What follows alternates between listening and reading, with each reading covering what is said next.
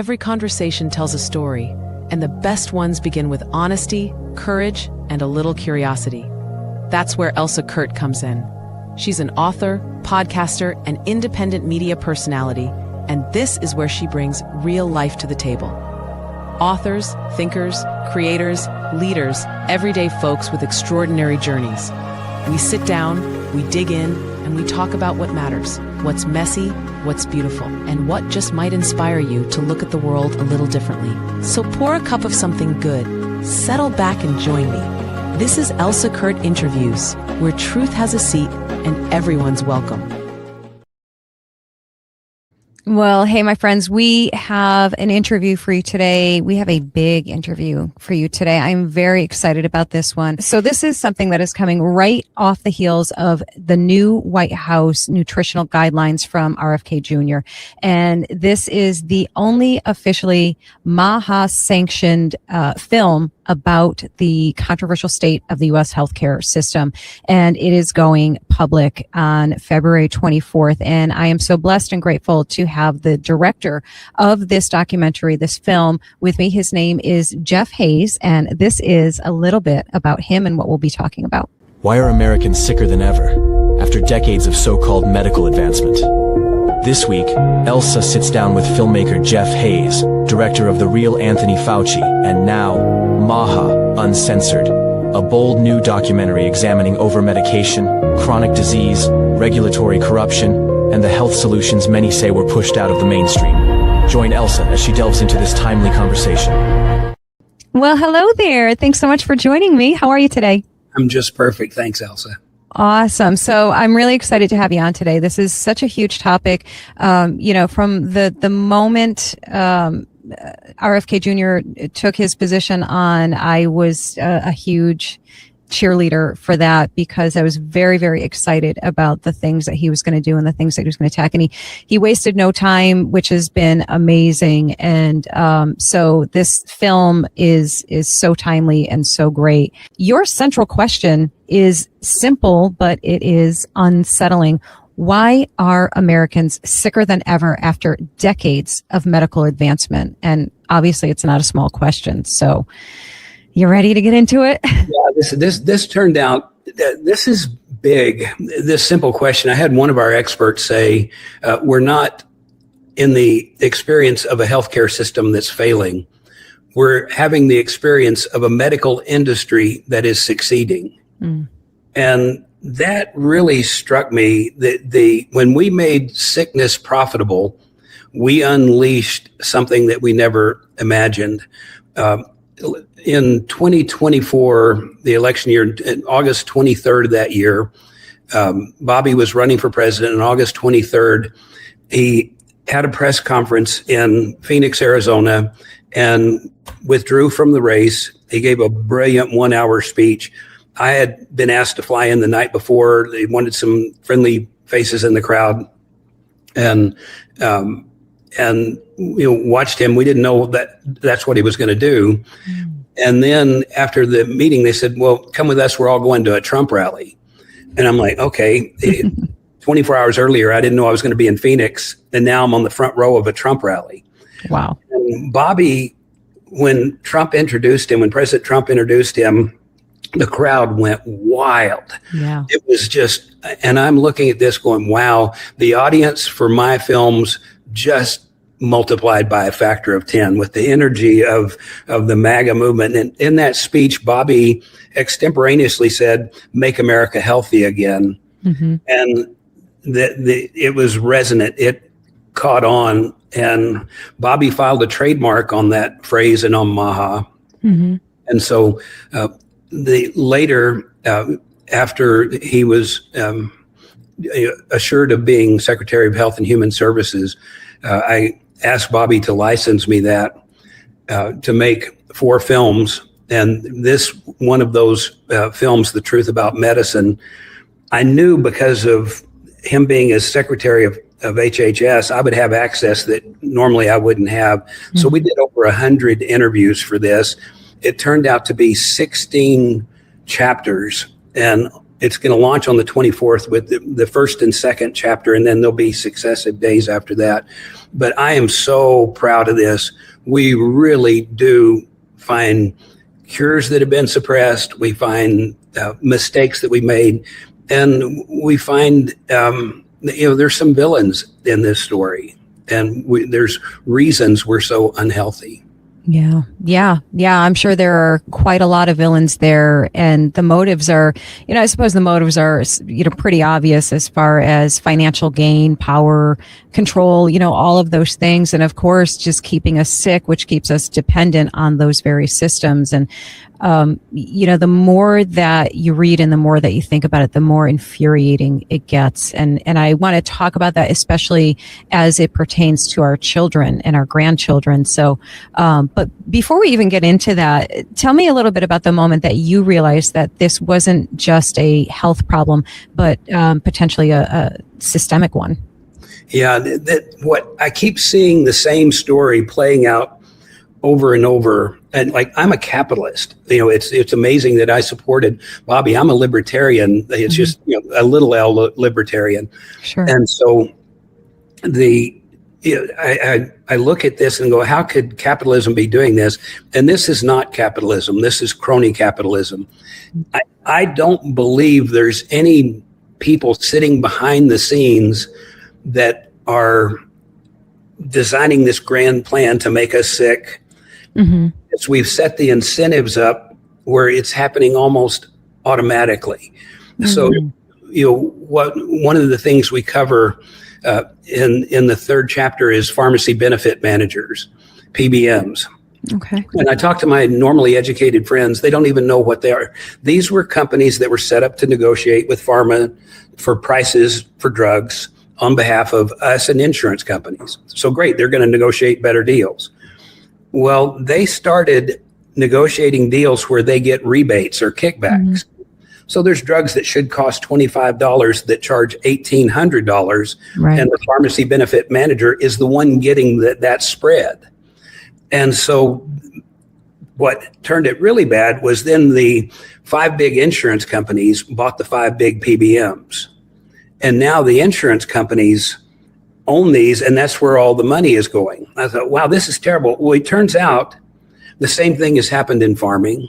The same thing has happened in ranching. So we have these row farmers who are growing corn, cotton, soy, wheat, and they're buying their seed. There used to be 2,000 seed sources. Now there's 5. And so the prices are choking them out. And then once they grow it, this is not corn like, corn on the cob. This is corn to be used for feed, to be ground up, made corn syrup, corn solids. And so they're selling that to big food for processed food, and that's their only place to sell it. So they're in the middle getting squeezed.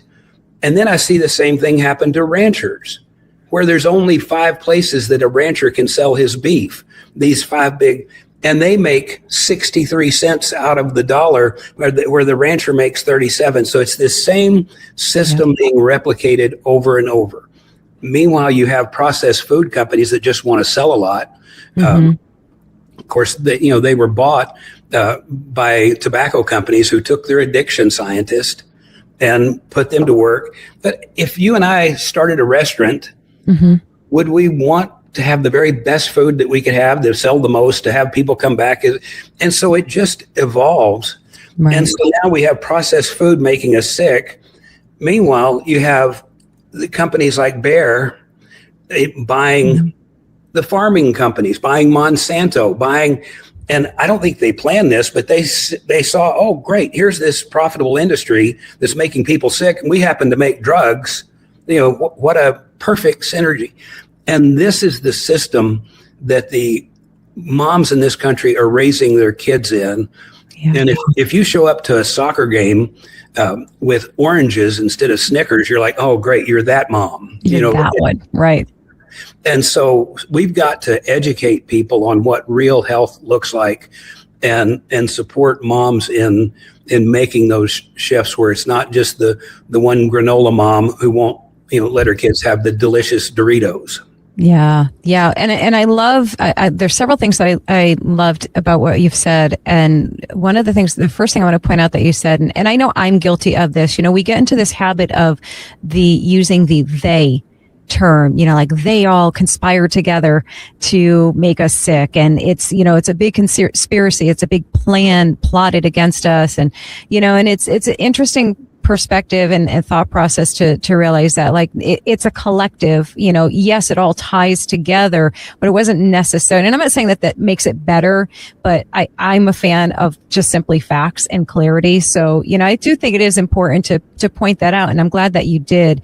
And then, the other part of that, which is what you just said about the choosing the better options and just being educated. And I know that's been a huge part of, I don't know him, but I'm going to be so nervy to call him Bobby, because I just like it.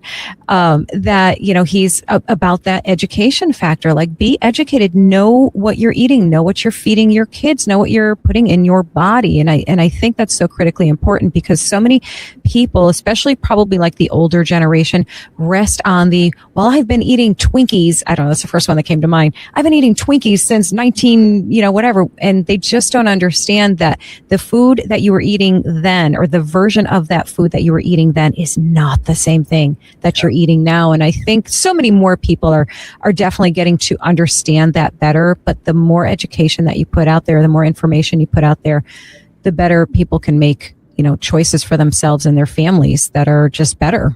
It's last night, 60 Minutes had Bobby Kennedy on, and like they never did an interview with him. He used to be on all the time. For a decade, they haven't had him on. And I watched, and they had the former head of the FDA, I think his name is Kessler, on bookending Bobby. And I thought, this is how they're able to get Bobby, like they can't ignore the Secretary of Health and Human Services doing these, flipping the pyramid. But we can't have Bobby Kennedy be on because we know he's crazy.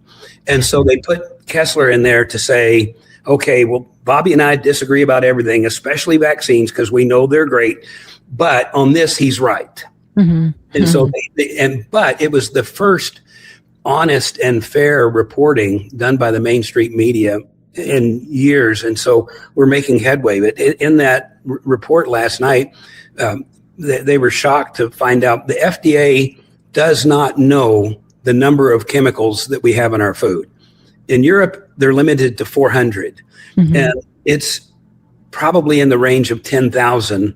But because of our generally recognized as safe rule that we've had at the FDA, we don't know. They don't report this. And so literally we're putting components in food that are not food that your kids are ingesting into their tiny little systems. And we're seeing things we've never seen before. Right. When I was a kid, I never came across any child in my entire youth that didn't speak. Right. With the exception of there was a kid who was mute. And that was the word, he's mute because he was deaf. And now all of a sudden, this is something that we didn't have a word for that, for somebody not speaking. Right. We didn't. Peanut butter and jelly sandwiches. It was like that was a staple. Yeah. And all of a sudden, there's peanut allergies and obese kids. It's amazing. Things are going wrong, but it's leaving a lot of clues. And the experts that we interviewed and the stories that we tell in this MAHA movie, the whole name is MAHA Uncensored, The Truth About Medicine. And I like that our marketing people came up with MAHA Uncensored because I was massively censored. Oh, I bet. Banned from buying. I used to spend $100,000 a month on Facebook buying ads for my films, and that we couldn't buy an ad. Yeah. And now all of a sudden it's like they literally refused you, right? They declined, right? Yeah. When I did the real Anthony Fauci movie, an editor in LA sent me a section he'd edited for me to review, and he put it on his private password protected YouTube channel. Called me. I was driving and I got home to look at it, and it was taken down off of his private channel before I could even review it. Yeah, it's violating their content policies. It's so crazy. This film is quite uncensored, and now we can tell the real story. And these are, and you're putting these up, so you're offering them for free for, I believe, a limited time. Is that correct? Correct. Yeah. And they're going up. Are they going up on YouTube as well? And if so, are they minimizing? No. Okay. No, they're all at mahamovie.com. Okay. And that way we can control the quality, and we also don't get taken down, and all of a sudden episode 3 disappears mysteriously. We make them free to watch. It's a wacky business model, but I've been doing this for years, and about 5% of the people who watch it for free decide they want to own it, and it actually we can usually make back the amount that we spend to make the film, or make a profit on putting them out. But we want the widest distribution possible. And, people do pay because they pay with their time. Yeah. And so I want to make sure that people know from the very first 5 minutes, this is worth my time. And we got access that you just normally wouldn't have. So I'm really excited for people to see this. Oh my gosh, you guys have to go to the website. Tell them the name of the website again. It's mahamovie.com. Thank you. And you have a personal website, a different one as well too, right? Is it jeffhayes.com? No. JeffHayesFilms.com. Thank you. Yeah. I want, we'll put those in the show notes and everything too for everybody, and we'll have it up on the screen. Please go check out both, because your catalog of work is so amazing and so impressive. And I can't wait to pour through like each one. That'll be my to be everybody has a to be read list. I have also the to be watched list. There's so many on there that I'm like, and it's just such a great education that you don't get. I did a movie about Bobby Kennedy called The Truth About RFK Jr., and that's on Angel Studios, so people that are Angel subscribers can watch. He really is one of the most fascinating, if not the most fascinating person I've ever met. And I've watched him through this whole thing, and watched him go from being a Hollywood darling who was loved, on the cover of Time magazine is the Kennedy who matters, to being a pariah, and to watch him stoically just take that. He is so committed to turning this around, and I think we have a chance now. We've got a great head of the FDA. We've got a great head of the CDC. You've got, Bobby in place, and we've got the full support of President Trump behind him. And now if we can get the public to, we can grab this moment. I can't stop the Ukraine war. I can't stop the ridiculousness of the Epstein files and wherever that goes, but I can reclaim health for me and the people around me, and I can let people know we've got a chance. So this is a moment. It absolutely is. And I'm so thrilled, relieved, gratified that it's actually able to get out now, that it's not going to be blocked and censored and, hidden from people. And, what they do with it is say, I know, right? Yeah. Yeah. I mean, listen, we know there's going to be platforms that will do their very best to minimize the effect and the reach that it has. But that's why we get to do things like this. And we use all of our resources to get the information out to people. And I admire your perseverance through that, because it is brutal what you've gone through. I've gone through it on a much smaller scale. I had, especially during the COVID years, of course, had just so much stuff blocked and just automatically removed without any discussions. Just, nope, you can't say that. It's gone. Goodbye. And people who don't believe you are like, oh, you're making that up. That never happened. I was like, I can show you the screenshots, people. Like they don't want you to know these things. And it's horrifying. And the level of manipulation and gaslighting that they have done to the entire nation, if not the world, is honestly, it's horrifying, isn't it? Yeah. When some of these things where science has become a religion, and it requires faith, and it is really astounding. But there are people that just need to know more, that will do the best, that are just doing the best they can, and with amazing, there's a section on peptides, there's a great section on stem cells, and we cover red light therapy and all the longevity things, and I like all this cool stuff.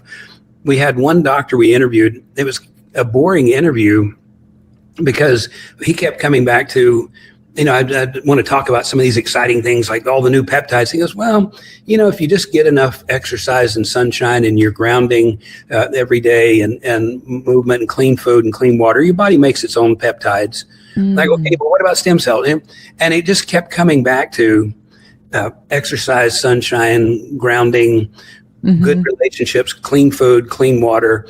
When I interviewed Ben Greenfield, who's a biohacker and a buddy for years, after we finished the interview, he goes, Jeff, the truth is if we would just get people to exercise, get sunshine, have good relationships, clean water and clean food, we're 80 to 90% of the way there. Yeah. And so this stuff doesn't have to be exotic. I love the exotic stuff and I love covering it. But, I walk 15 to 20,000 steps a day. I live in Utah, so we get covered in snow. I put a treadmill in my house, and I used to own one as a clothes rack. But Same, yeah. I now have a rule: I can't watch Netflix unless I'm on my treadmill. So, I love that. That's brilliant. And I'm like, I don't feel like that. Ooh, I want to see what's happening with Reacher. So I want to have some goofy show that I want to see what's happening. Yeah. And, anybody in the world can do that. So we'll cover all the exotic things and we'll cover all the conspiracies and all that. But meanwhile, exercise, sunshine, putting your feet on the ground, eating food. It is that simple.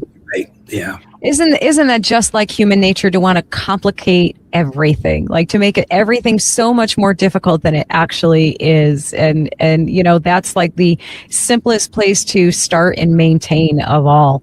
Let me ask you a little bit more about the film. So it begins with what you call the dark history of the system. If you're willing, could you share? I don't want to take away from the film at all, but what's one historical turning point that most Americans have never been taught? Yeah, this is the Flexner report that occurred early in the 1900s, where you had Rockefeller and Carnegie hired Abraham Flexner to go out and do a survey of all the things, and it was the Wild West. There were all these different schools of medicine: homeopathy, osteopaths, chiropractic, and Western medicine. And because they were making chemicals that became our drugs, they put their money behind our Western medicine model.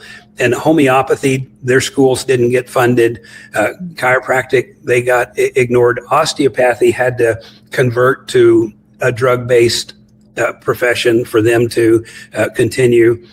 And they made this shift in the early 1900s that became our traditional Western medicine. And then Rockefeller was so brilliant. He would use his foundation to donate hospitals to Japan, to all over the world. And what a great guy. He's building hospitals that buy drugs from the drug companies that Rockefeller owned. And it was like this exact same model that Bill Gates used by funding the WHO, demanding foreign countries adopt our vaccine program to get our help and our funding. And then, coincidentally, he's a major investor in the vaccine companies for profit that are selling to these from his charitable work. What a coincidence, right? Doesn't that just work out great? And so amazing. Yeah. We spread this all over the world, but in the reality, we've been doing it for hundreds of years. Male medicine, was give them mercury, bloodletting, and amputation, this heroic medicine that evolved from the male model. Meanwhile, you had these wacky women that were practicing herbalism and had herbs that cured people, and they would pass it on. And then when they started succeeding, we would burn them for being witches. Like literally, you have this male versus female model that continued on and then got codified into our Western medicine system. When I was born, my mom didn't breastfeed me because that was for poor third world countries. Wow. We had science-based milk, science. And, back then, the husband was out in the waiting room pacing while a surgeon delivered the baby. Maybe if you were the poorest people in the world, you might have a midwife. Right. We medicalized birth. Yeah. Where it needs a surgeon. Right. Yeah, it's just wild. And we got persuaded into it.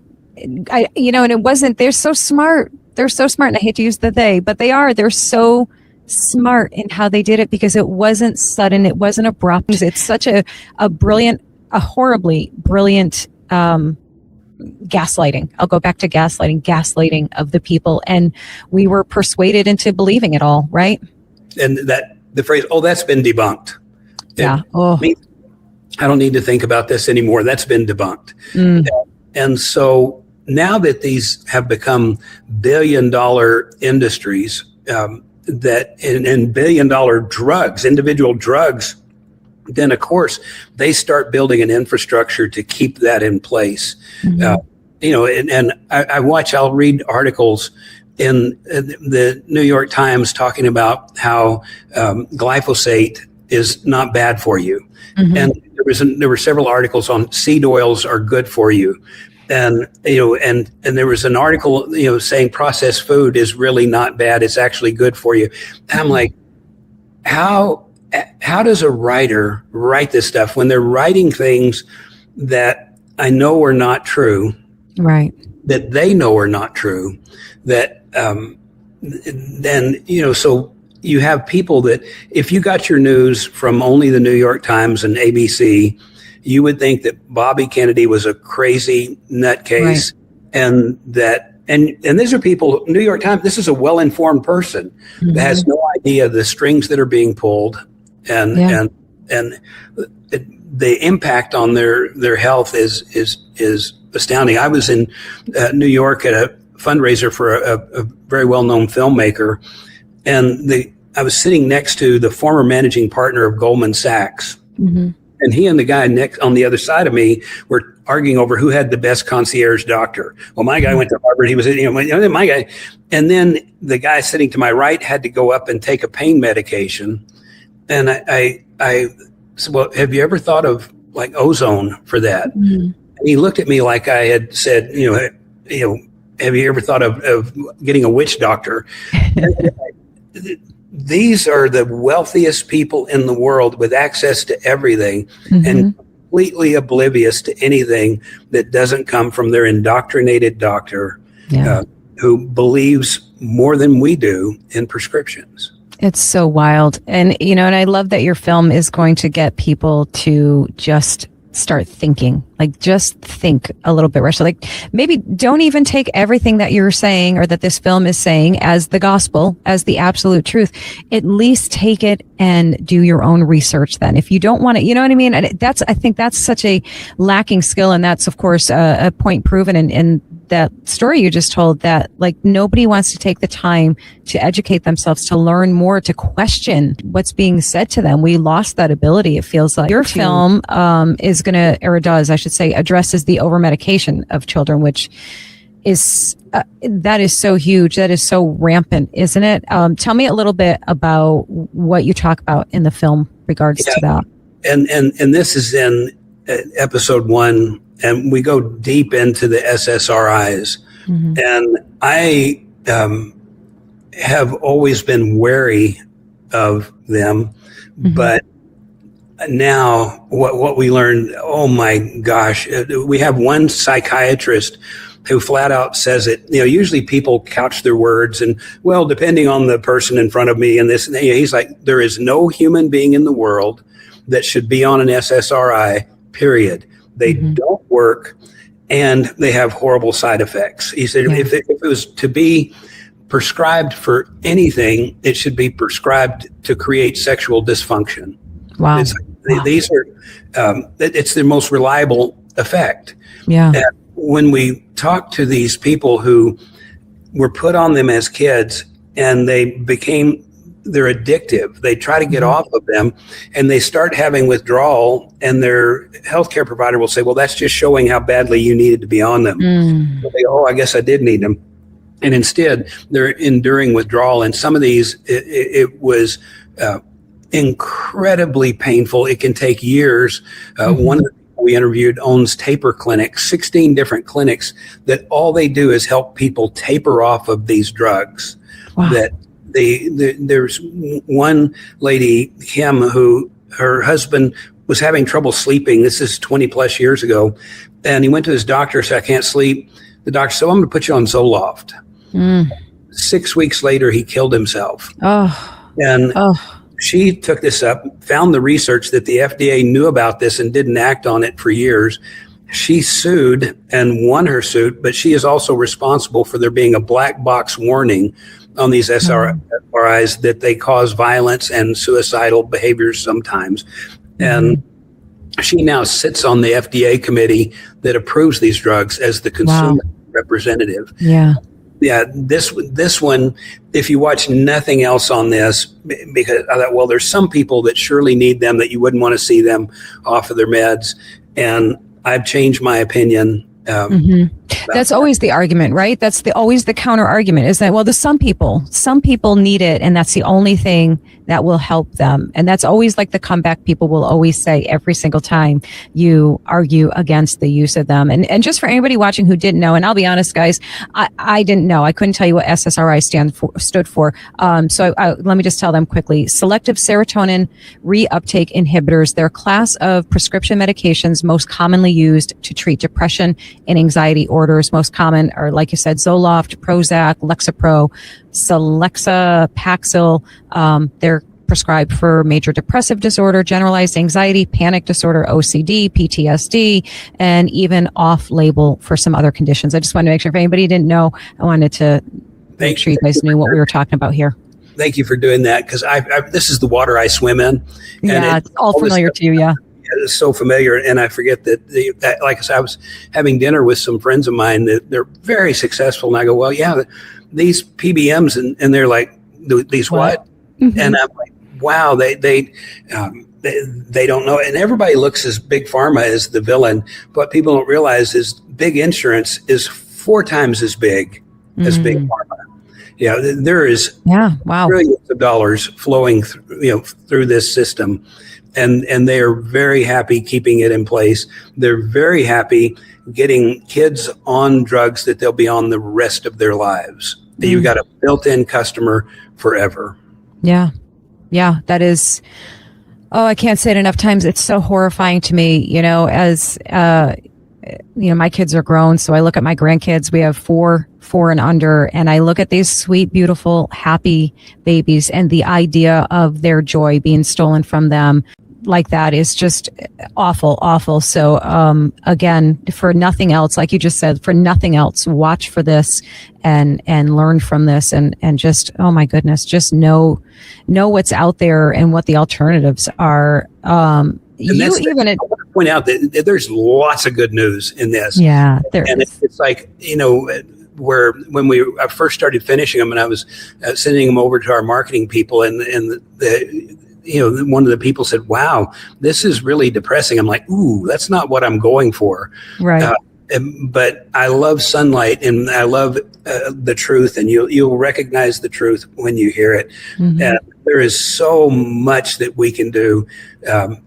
Changing this food pyramid, that affects what the military buys. And the military buys billions of meals. This is big. So now all of a sudden we can change the school lunch programs. And literally right now, you can't have over 10% saturated fat in a school lunch. That means they have to use seed oils when they should be using tallow or lard or these that. And so getting these infrastructure changes made where now we can take this and grow it and feeding our kids nutrient dense foods, even if that's only 1 meal a day that they get, that's a nutrient dense, full of everything their bodies need. This is a change we can get made over the next few years. Yeah, absolutely. And I'm so glad that you pointed that out, because it is easy to interpret this as a scare tactic, as something depressing and defeating, to know that all of this has been in existence and a part of our lives as of right now, up until right now, that this is still part of our lives. But you should be watching this and taking this as hope and the alternative and education. I mean, just knowledge is power. Knowledge is power. I could say that 1,000 times over. Knowledge is power. And once you know better, you get to do better. So how exciting is that? To me, at least, I think that's such a gift to be given, to just have all of this knowledge compiled for you and given to you to do as you choose with. Watch it, walk away from it, ignore it, heed it, whatever you want to do. But at least you have options now. At least you have the knowledge, which I think is just so wonderful. I'm going to set you free shortly. I'm sorry. I just have so many things I want to ask you and talk to you about because this is so great. Let me just ask you also about, you address diabetes, cancer, and Alzheimer's, which is pretty bold territory, right? You said something in there about and tell me if I say it wrong, amyloid scandal. I don't know anything about that whatsoever. Yeah, where the Alzheimer's research that we've been doing has been based on this theory around amyloid plaque. And it turned out to be a faulty study that we have then spent hundreds of, maybe even billions, I don't remember, of dollars going down this trail that was all based on a faulty study. And so grants just kept being given. The NIH kept pouring money into it. And now we have the chance to actually find some solutions, and we show some in the film. And on the topic of cancer, my wife died 2 years and 7 months ago of ovarian cancer. And I know Nobel Prize winners in cancer. I know the resources that I have are off the charts, alternative. And we spent a fortune on alternative treatments. We also did traditional, and I watched, and it's not this deal, where a lot of the alternative people will say, oh, cut, poison, and burn. That's all bad. That's all just money making. It doesn't. And then the traditional people say, oh, this wacky alternative stuff. And we extended her life by a couple of years by doing everything. And I'm against chemo, except when I saw it work when nothing else would work.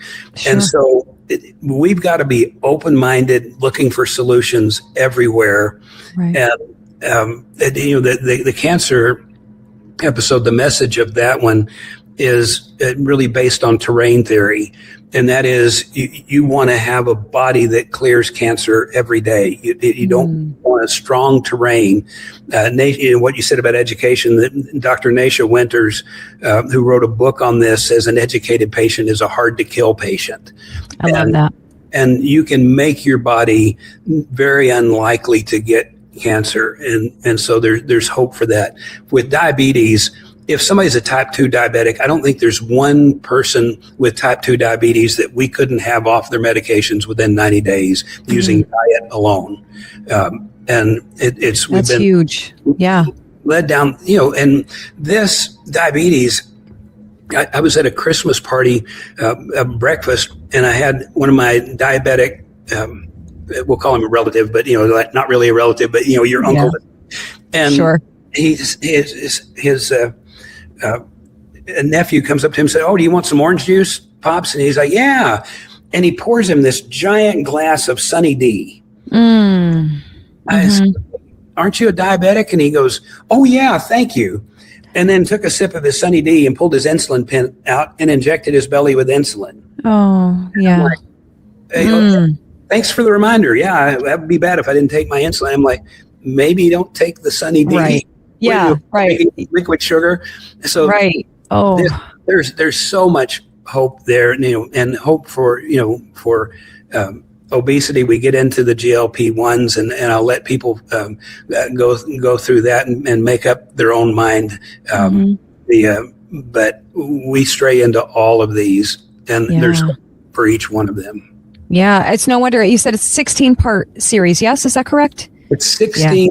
30-minute or so episodes, and so we'll double them up on certain days. Some of them are a little longer, and so they're on their own day, and people can pick and choose. I think if after somebody watches episode 1, they're going to be very interested in seeing the rest of this. I am so proud of this.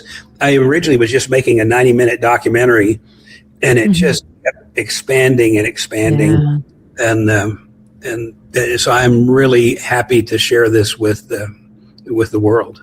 Yeah, I'm so glad that you are. It's so huge. And you really assembled quite a crew there. Obviously, RFK Jr., Dr. Mark Hyman, Dr. Peter McCullough, Callie Means, and I'm sure a whole bunch of others, which is just incredible. That's like to me, that sounds like the dream team right there. So that's just incredible to have that group of people giving input and participating in whichever ways that they did. So kudos to you for sure for that. And Dave Asprey and Robert Malone, and like literally everybody that you'd want to hear from, and many people that are not famous, but we've got senators and politicians and leaders, from every category, and there was so much competition to even make it into one of these 16 parts. If I was to show you the footage, we may film somebody for 2 hours and then use 3 minutes. Sure. Yeah. So it's based on a lot of very smart people that have done a lot of thought on this. It sounds like such an incredible labor of love, really. I mean, because the hours and energy and time and everything that you and everyone you worked with had to put into this, to be able to put this out for everybody and then to offer it for free for people is just mind blowing to me and so incredibly generous and really a testament to the importance of it. I think like that you're saying, listen, I don't have to make, billions of dollars off of this. This is information that you need to have in your life. And I just wow to me. It's just incredible. If you could, obviously there's going to be critics. There's going to be the naysayers. We know that. I mean, we've been hearing them, all along. Anytime you don't toe the line, what message would you like to give to the critics? Literally, this stands on its own. I'm willing to have the debate. I'm willing to sit and argue for why I think, but the fact I did a series on stem cells 6 years ago, and our experts in that talked about how you take these embryonic stem cells that are from umbilical cord stem cells, mesenchymal stem cells, and inject them, and then they take residence in your body and form new tissue. So I'm filming about stem cells for this, and this expert says that they don't take residence. They turn out they're transient and they're out of your body, usually within 90 days. They trigger a healing cascade by being there, and then they leave. And I'm like, wait a minute, that's not what I've been told. And so I checked on Grok, and Grok said, no, they become part of your body. I checked GPT, said, no, they don't. And it turns out that from the time I filmed then to what I film now, we now know they don't take residence in your body if they're not your body. Okay. Like if you get a kidney from somebody else, you have to take a drug to keep you from rejecting it. Same thing happens with stem cells. But I reported exactly the wrong thing 6 years ago. Wow. I mean, state of the art. So it's like, I'm used to being wrong. Sure. And it's like, so what I can say is this is the best that I can gather today, and we'll know more in 5 years. Right. But, there are things that you take somebody who is a diabetic and you change his diet and he's no longer diabetic in 90 days. You can't argue that. It's like, okay, the science may or may not have caught up, but here's a person who's not diabetic anymore. So it's certainly our best effort, but that's why I'm willing to discuss this with anybody, but I'm not going to do it in a religion that I can't be challenged. Right. Because, my own experts on the same topic challenge me by just the knowledge growing. Sure. Yeah. And I love that. To me, that gives more credibility because you have the humility to be able to say, I'm working with the information that I have right now. Can that information change? And I think that's like, to me, that's should be a matter of course. Well, of course, it goes back to what we were saying earlier. Like when you know better, you do better. As you learn more, you get to do better and make different choices and all that. So I love that that's just kind of part of the vernacular there, that you're like, listen, we'll talk about it. You give me your perspective on it. And I think that's great because the tendency, I'm not going to throw any, no name calling, no finger pointing, maybe just a little bit of finger pointing. But there is a faction of people who do not want to have the conversation. They just want to shut it all down. They want their perspective out and that's it. And there's no room to talk about it. So, that is not the case here. And I love that. And it's dangerous to talk about it. Not only do they know, it's dangerous to allow the conversation to happen. It's like, dangerous. Not danger. Oh, yeah. We are in fascinating times, aren't we, Jeff? Fascinating times. Oh my goodness. I just coming back to Bobby Kennedy says, I'm only responsible for the little piece of real estate inside my own shoes. And like literally, I've heard him say it publicly. We were sitting in my office and I was asking him, about, was he afraid? This is when he was running for president. You've got to consider the risk to you. Yeah. And Bobby said he gets up every morning, kneels down and prays, and stands up and says, "Reporting for duty, sir." And then I later interviewed one of his daughters, and she talked about it. That's literally how he starts his day. So sometimes when Bobby will ask me for something or text me about something, I'll text about, reporting for duty, sir. And that's who I want to be. Is I want to every day show up to report for duty. Yeah. Yeah, I love that. And you sure are. You're doing one heck of a job of it. Thank you. I appreciate it. And people watching it. I'm excited for you to see it. I think you're really. I am too. I'm so excited. Yeah, super excited. My husband and I are going to sit down and watch it together, so it'll be great. I'll see if I can get my daughter in to watch it. My son-in-law, I know he'll be one of the first ones watching it, so I just can't wait to share it with everyone. It's so wonderful. One last time, will you tell everybody where to find you and where to find this film and all of your work? Yeah, and and you don't need to find me. There's nothing exciting there. The mahamovie.com, and I think that I literally, sometimes some films come out better than others, and this one I just marvel at all the things that transpired to create something of real impact, and I think people are going to be really glad to see it.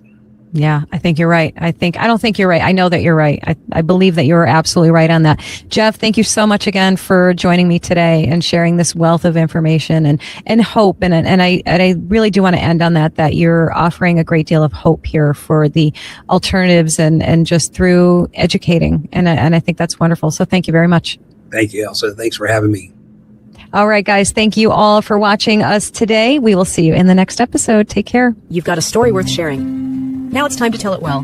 Whether you're an author, entrepreneur, influencer, or podcast guest, stepping in front of the camera or microphone can feel overwhelming. On the other side of the mic is your practical, encouraging guide to becoming a confident, authentic, and engaging interviewee. Written by media personality and best-selling author Elsa Kurt, this book blends real-world wisdom from hundreds of interviews with a touch of humor, grace, and heart. It's more than a how-to. It's a roadmap to presence, professionalism, and peace.